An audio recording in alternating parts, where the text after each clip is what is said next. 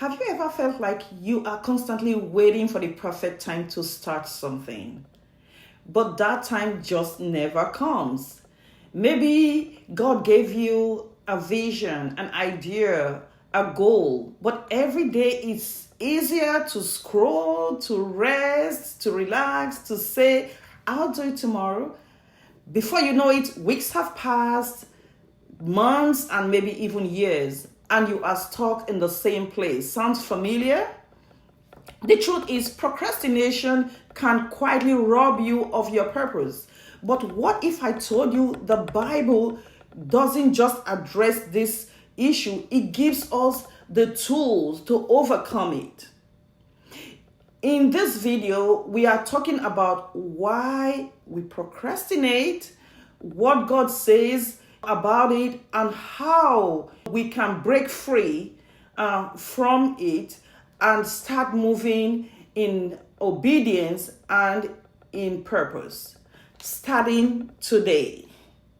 And thank you for joining me in this video today. So what is procrastination? So procrastination is the act of delaying or postponing a task, a decision, or actions, something that we have proposed to do, and we put it off, often choosing like a short-term comfort over long-term purpose or progress.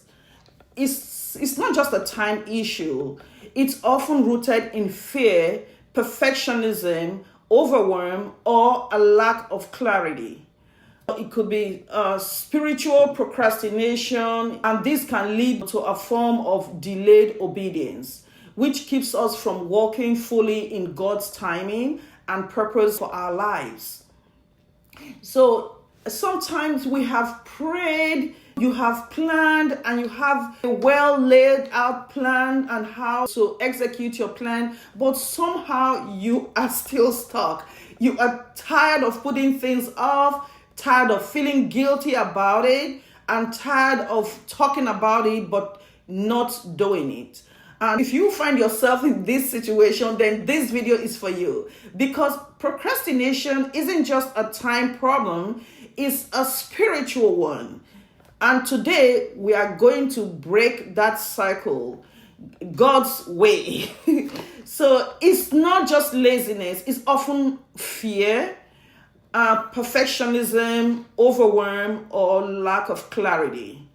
But let us also look at what does the Bible say about procrastination. Here, I'm going to give you some scriptures that talks about procrastination. So you can go read them at your own convenience. For the book of Proverbs, chapter 6, verses 6 to 8. I'm only going to read one verse, verse 6. You can read 7 and 8 on your time. It says, "Go to the ant, O sluggard, consider her ways and be wise." This actually speaks to diligence and preparation. Even in the book of Ecclesiastes, chapter 11, verse 4, it talks about whoever watches the wind will not plant. Isn't that true?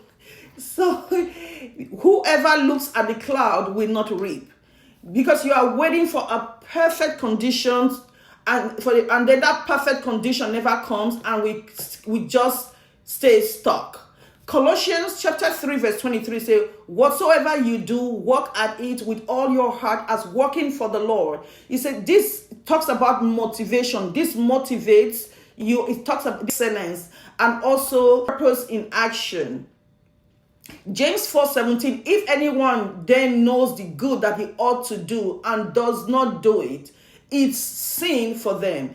Here is also talking about accountability for delaying what God has called you to do. And I think also, yes, the book of 2 Timothy chapter 1 verse 7, this is a popular one.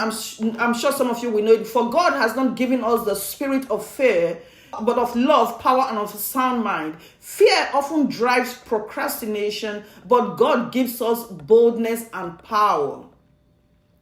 And I'm going to give you some steps. I'll say 7 steps to help you overcome procrastination.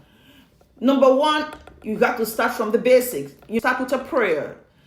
which is what I always do. You're going to ask God to reveal the root of your delay, and also let God give you grace to embark on what you need to embark on. Number 2, you ask for clarity. You seek clarity. Why do I want to do this thing? What is the purpose behind this task, behind calling or this decision? Number 3, you break it down in small obedient steps that you can still make progress. Number 4, you fight perfectionism with progress. Done is better than delay. So step 5, you create accountability.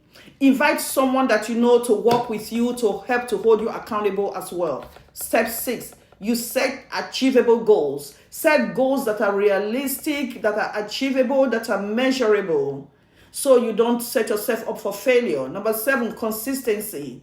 If your goals are attainable, you are likely to be consistent and successful in executing them.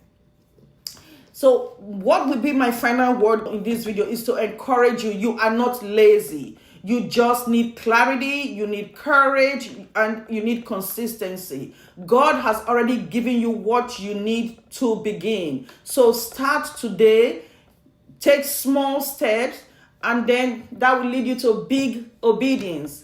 So, and then please don't forget to comment below. What is it that you have been putting off that you want to take a step towards today, so you can start doing what you have set out to do? And please don't forget to subscribe, share, and also comment on our videos.